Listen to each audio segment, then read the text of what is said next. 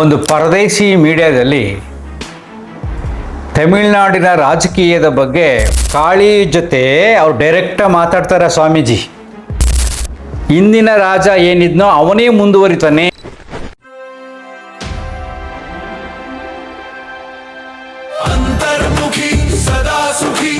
ನಮಸ್ಕಾರ ಸ್ನೇಹಿತರೆ, ಈ ದಿನದ ವಿಶೇಷ ಸಂಚಿಕೆ ಪಾಲಿಟಿಕ್ಸ್. ನಿಮ್ಗೆ ಆಶ್ಚರ್ಯ ಆಗುತ್ತೆ, ಏನಪ್ಪ ಯೋಗ ಗುರುಗಳು ರಾಜಕೀಯದ ಬಗ್ಗೆ ಮಾತಾಡ್ತಿದ್ದಾರೆ ಅಂತ. ಒಂದು ಪರದೇಶಿ ಮೀಡಿಯಾದಲ್ಲಿ ತಮಿಳುನಾಡಿನ ರಾಜಕೀಯದ ಬಗ್ಗೆ ಒಂದು ವಿಡಿಯೋ ಮಾಡಿದರು. ಅವರು ದೇವಿಯ ಆರಾಧಕರು, ಕಾಳಿಯ ಆರಾಧಕರು. ಕಾಳಿ ಜೊತೆ ಅವ್ರು ಡೈರೆಕ್ಟಾಗಿ ಮಾತಾಡ್ತಾರೆ. ಸ್ವಾಮೀಜಿ ಆ ವಿಡಿಯೋ ನನ್ನ ಹತ್ರ ಇದೆ, ಅದನ್ನೆಲ್ಲ ಹಾಕಂಗಿಲ್ಲ, ಕಾಪಿರೈಟ್ ಸ್ಟ್ರೈಕ್ ಮಾಡಿಬಿಡ್ತಾರೆ ಅವ್ರ ಮುಖ ಗೊತ್ತಾಗ್ಬಿಟ್ರೆ ಜನಗಳಿಗೆ ಸಾಕು, ಗೊತ್ತಾದರೆ ಸಮಸ್ಯೆ ಆಗುತ್ತೆ ಅಂತ ಇಮ್ಮಿಡಿಯೇಟ್ ಕಾಪಿರೈಟ್ ಸ್ಟ್ರೈಕ್ ಮಾಡಿಬಿಡ್ತಾರೆ. ಅದಕ್ಕೆ ಅವ್ರ ಮುಖ ತೋರಿಸಲ್ಲ, ಅವ್ರ ವಾಯ್ಸ್ನೂ ಹಾಕಲ್ಲ. ಇದು 100% ಸತ್ಯ. ಈ ಮೀಡಿಯಾದವರು ಅವ್ರನ್ನ ಇಂಟರ್ವ್ಯೂ ಮಾಡಿದ್ದಾರೆ. ಅವ್ರು ಹೇಳಿದ್ದಾರೆ, ಕಾಳಿ ನನ್ನ ಜೊತೆಲಿ ಮಾತಾಡಿ ಹೇಳಿದ್ದಾಳೆ, ಈ ಸಾರಿ ತಮಿಳುನಾಡಿನಲ್ಲಿ ಇಂದಿನ ರಾಜ ಏನಿದ್ನೋ ಅವನೇ ಮುಂದುವರಿತಾನೆ, ಸ್ಟಾಲಿನ್ ಮುಂದುವರಿತಾನೆ ಅಂತ ಹೇಳಿದ್ದಾರೆ. ಇಲ್ಲಿ ನೋಡಿದ್ರೆ ಆಶ್ಚರ್ಯ, ಇವತ್ತಿನ ರಿಸಲ್ಟಲ್ಲಿ ಸ್ಟಾಲಿನ್ನೇ ಸೋತೋಗಿದ್ದಾರೆ. ವಿಜಯ್ ಬಗ್ಗೆ ಕೇಳಿದಾಗ ಅವ್ರಿಗೆ ಆಸೆ ಇರುತ್ತೆ, ಬಂದಿರ್ತಾರೆ, ಒಳ್ಳೆ ಲೀಡರು ಹಾಗೆ ಅಂತ ಹೇಳಿದ್ದಾರೆ. ಆದರೆ ಸರ್ಕಾರ ಬರೋಲ್ಲ ಅಂತ ಕ್ಲಿಯರಾಗಿ ಹೇಳಿದ್ದಾರೆ. ಅವ್ರು ಮಹಾನ್ ಕಾಳಿಯ ಆರಾಧಕರು, ಫೇಮಸ್ ಜ್ಯೋತಿಷಿ. ಮತ್ತು ಫೋನ್ ನಂಬರೆಲ್ಲ ಕೆಳಗಡೆ ಹಾಕ್ತಾರೆ ರೀ ಡೈರೆಕ್ಟಾಗೆ.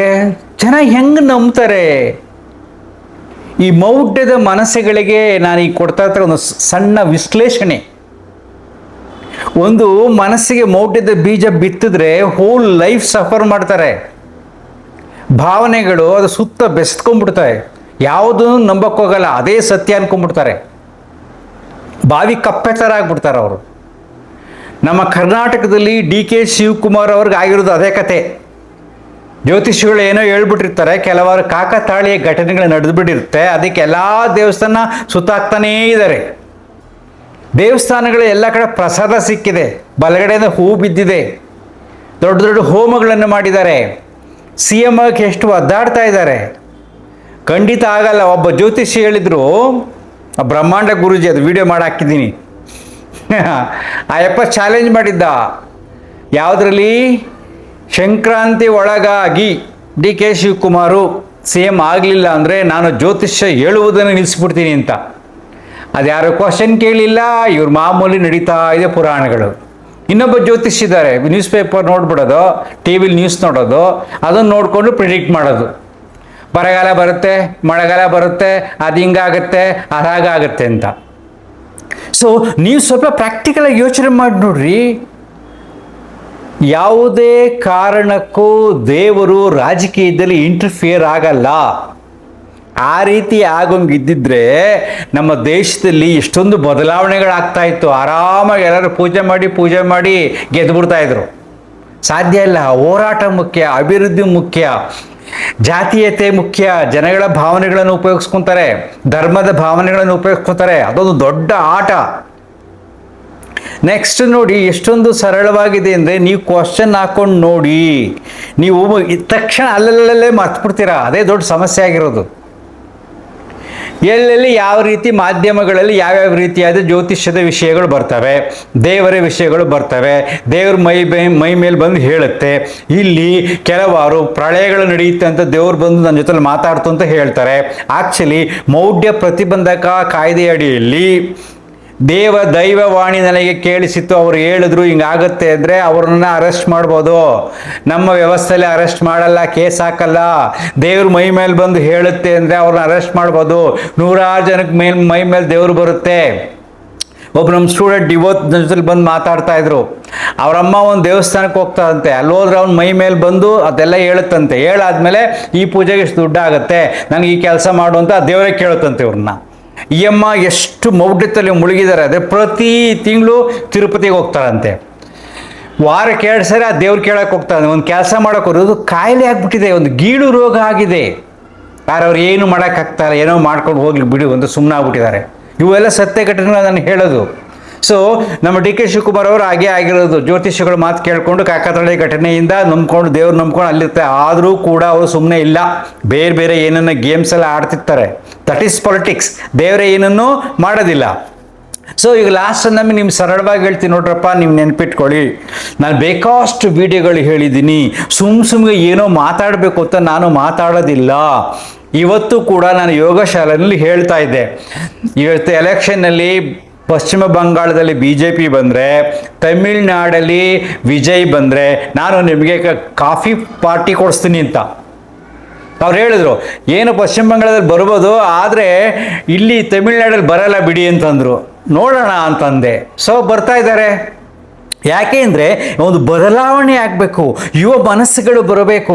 ರಾಜಕೀಯದಲ್ಲಿ ಎಲ್ಲ ವಯಸ್ಸಾದರೆಲ್ಲ ಸೇರ್ಕೊಂಡ್ಬಿಟ್ಟು ದುಡ್ಡು ಕೊಳ್ಳೆ ಹೊಡೆದು ಬರೀ ದುಡ್ಡು ಎಣಿಸೋದ್ರಲ್ಲೇ ಕಾಲ ಕಳೀತಿರ್ತಾರೆ. ಬರೀ ಯಾವುದನ್ನು ಗಳಿಸಿದಾರೋ ಅದನ್ನು ಕಾಪಾಡ್ಕೊಳ್ಳೋಕ್ಕೆ ಹೋರಾಟ ಮಾಡ್ತಾ ಇರ್ತಾರೆ. ಅದಕ್ಕೋಸ್ಕರ ರಾಜಕೀಯ ಮಾಡ್ತಾ ಇರ್ತಾರೆ. ತಮ್ಮ ಸ್ವಾರ್ಥಕ್ಕಾಗಿ, ರಾಜಕೀಯ ಬೆಳವಣಿಗೆಗಾಗಿ ಜಾತಿಗಳನ್ನು ಎತ್ಕಡ್ತಾ ಇರ್ತಾರೆ. ಅವರನ್ನ ಒಂದು ಗುಂಪು ಮಾಡಿಕೊಡ್ತಾರೆ. ಕೆಲವರು ಸೋಮಾರಿಗಳು, ಭ್ರಷ್ಟರು ಅವ್ರ ಹಿಂದುಗಡೆ ಸುತ್ತಾ ಇರ್ತಾರೆ. ಈ ವ್ಯವಸ್ಥೆಯಿಂದ ನಮ್ಮ ದೇಶದಲ್ಲಿ ಅಭಿವೃದ್ಧಿ ಕುಂಠಿತವಾಗಿದೆ, ಕೇವಲ ಜಾತೀಯತೆಯಿಂದ ಮತ್ತೆ ವಯಸ್ಸಾದ ರಾಜಕಾರಣಿಗಳಿಂದ. ಕ್ರಿಯೇಟಿವ್ ಥಿಂಕಿಂಗ್ ಇರೋದಿಲ್ಲ. ಮತ್ತೆ ಅವ್ರ ವಂಶರು ಮಗನೇ ಆಗಬೇಕು, ಮಗ ಆದ್ಮೇಲೆ ಮೊಮ್ಮಗ ಆಗಬೇಕು. ಈ ರೀತಿ ಮನಸ್ಥಿತಿ ಇದ್ದಾಗ ಅವರ ಸೃಜನಾತ್ಮಕವಾಗಿ ಚಿಂತನೆ ಮಾಡತಕ್ಕಂಥ ಶಕ್ತಿ ಅವರಲ್ಲಿ ಇರೋದಿಲ್ಲ.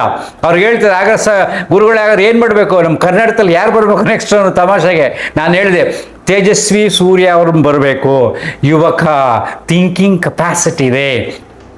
ಸೊ ಅವರಿಗೆ ಬುದ್ಧಿವಂತಿಕೆಯಿಂದ ಕೆಲವರು ಬದಲಾವಣೆ ತರಕ್ಕೆ ಪ್ರಯತ್ನ ಪಡ್ತಾರೆ, ಯುವಕರನ್ನು ಉಪಯೋಗಿಸ್ಕೋತಾರೆ. ಆದರೆ ಈಗಿನ ರಾಜಕಾರಣಿಗಳು ಯುವಕರನ್ನು ಕೇವಲ ಭ್ರಷ್ಟಾಚಾರವನ್ನು ಕಲಿಸಲು, ಅವ್ರು ಎಲ್ಲೆಲ್ಲಿ ದುಡ್ಡು ದುಡಿಬೇಕು, ಹೆಂಗೆ ಮಾಡಬೇಕು, ಆ ಕೆಲಸ ಮಾಡಿ, ಈ ಕೆಲಸ ಮಾಡಿ ಅದನ್ನು ಹೇಳ್ಕೊಟ್ಟು ಅವ್ರು ಹಿಂದೆ ಸುತ್ತೋಂಗೆ ಮಾಡ್ತಾ ಇರ್ತಾರೆ ಈಗಿನ ರಾಜಕಾರಣಿಗಳು. ಸೊ ಸ್ವಲ್ಪ ಕ್ರಿಯೇಟಿವ್ ಥಿಂಕಿಂಗ್ ಬೇಕು ಅಂತ ಹೇಳಿದ್ರೆ ಅದು ಸಾಧ್ಯ ಇಲ್ಲ. ಪ್ರಕೃತಿ ಸಹಜವಾದ ನಿಯಮದಡಿಯಲ್ಲಿ ವಯಸ್ಸಾದವರಿಗೆ ಸಹಜವಾಗಿ ಎಲ್ಲವೂ ವೀಕ್ ಆಗ್ತಾ ಇರುತ್ತೆ. ದೇಹ, ಮನಸ್ಸು, ಬುದ್ಧಿ, ನೆನಪು ವೀಕ್ ಆಗ್ತಿರುತ್ತೆ. ಇದು ಪ್ರಕೃತಿಯ ನಿಯಮ. ನಡೆಯೋಕೆ ಆಗಲ್ಲ, ಕೂತ್ಕೊಳ್ಳೋಕೆ ಆಗಲ್ಲ. ಅವ್ರು ಬಂದು ಏನು ರಾಜಕೀಯ ಮಾಡ್ತಾರೆ? ಎಷ್ಟೊಂದು ಸಮಸ್ಯೆಗಳಿದೆ ಈ ಪ್ರಪಂಚದ, ಎಷ್ಟೊಂದು ಕಾಂಪಿಟೇಷನ್ ಇದೆ, ಎಷ್ಟೊಂದು ವಿಜ್ಞಾನವಾದ ಕಾಂಪಿಟೇಷನ್ ಹೆಂಗೆ ಬೆಳೀತಾ ಇದೆ ಅಂದರೆ, ವಿಜ್ಞಾನ ಎಷ್ಟು ಜನ ಸಾಯಿಸ್ಬೇಕು ಅಂತ ಎಂತೆಂಥ ಬಾಂಬ್ಗಳನ್ನು ಹುಡುಕ್ತಾ ಇದ್ದಾರೆ ಅಲ್ವಾ? ಎಷ್ಟು ಫಾಸ್ಟಾಗಿ ಹೋಗ್ತಕ್ಕಂಥ ವೆಪನ್ಸ್ ಕಂಡುಹಿಡಿತಿದ್ದಾರೆ. ಇಷ್ಟೆಲ್ಲ ಕಂಡುಹಿಡಿಯುವಾಗ ವಿಜ್ಞಾನದ ಜೊತೆಯಲ್ಲಿ ನಾವು ಬೆಳೆಯಬೇಕಾದರೆ ನಮಗೆ ಜ್ಞಾನದ ಅಭಿವೃದ್ಧಿ ಆಗಬೇಕು, ದೇಹ ಶಕ್ತಿ ಇರಬೇಕು, ಮನಶಕ್ತಿ ಇರಬೇಕು, ಪ್ರಾಣಶಕ್ತಿ ಇರಬೇಕು. ಅಂಥವರು ಒಳ್ಳೊಳ್ಳೆ ನಿರ್ಧಾರಗಳನ್ನು ತಗೊಳ್ಳೋಕ್ಕೆ ಸಾಧ್ಯ ಆಗುತ್ತೆ. ಓಡಾಡೋಕ್ಕಾಗಲ್ಲ, ನಿಂತ್ಕೊಳ್ಳೋಕ್ಕಾಗಲ್ಲ, ಅವರು ದೊಡ್ಡ ದೊಡ್ಡ ಮಂತ್ರಿಗಳಾಗಬೇಕು, CMಗಳಾಗಬೇಕು, ಏನೇನೋ ಆಗಬೇಕು ಅಂತ ಯೋಚನೆ ಮಾಡ್ತಾರೆ. ಹೀಗೆ ಇದೊಂದು ಸ್ಮಾಲ್ ರಾಜಕೀಯ ವಿಶ್ಲೇಷಣೆ. ನಂಬ್ಕೊಳ್ಳಿ, ದೇವ್ರನ್ನ ನಂಬಿ ರಾಜಕೀಯ ಮಾಡೋಕ್ಕೆ ಹೋದರೆ ಅದೊಂದು ಮೌಢ್ಯ. ಪೂಜೆ ಪುನಸ್ಕಾರಗಳಿಂದ ರಾಜಕೀಯದಲ್ಲಿ ಗೆಲ್ತೀನಿ ಅಂದರೆ ಅದೊಂದು ಮೌಢ್ಯ. ಆದರೆ ಜನರ ಭಾವನೆಗಳಲ್ಲಿ ಆಟ ಆಡೋಕ್ಕೆ, ಅವ್ರ ಮನಸ್ಸನ್ನ ನಂಬಿಕೆ ಉಂಟು ಮಾಡೋಕ್ಕೆ ಆ ಪೂಜೆಗಳನ್ನೆಲ್ಲ ಮಾಡ್ತಾರೆ. ಯಾವ ರಾಜಕಾರಣಿ ಜ್ಯೋತಿಷ್ಯೇತ್ರ ಹೋಗ್ತಾನೋ ಅವನಿಗಿನ್ನೂ ಬುದ್ಧಿ ವಿಕಾಸ ಆಗಿಲ್ಲ.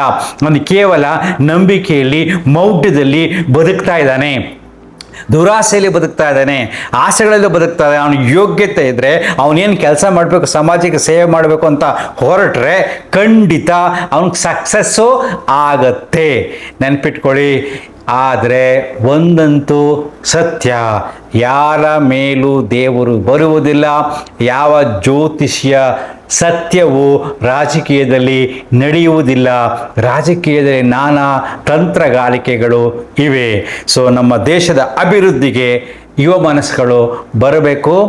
ಸ್ವಾರ್ಥವಿಲ್ಲದ, ಸೃಜನಾತ್ಮಕವಾಗಿ ಚಿಂತನೆ ಮಾಡುವ, ಸೇವಾ ಮನೋಭಾವವಿರತಕ್ಕಂಥ ಮನಸ್ಸುಗಳು ಬೇಕು.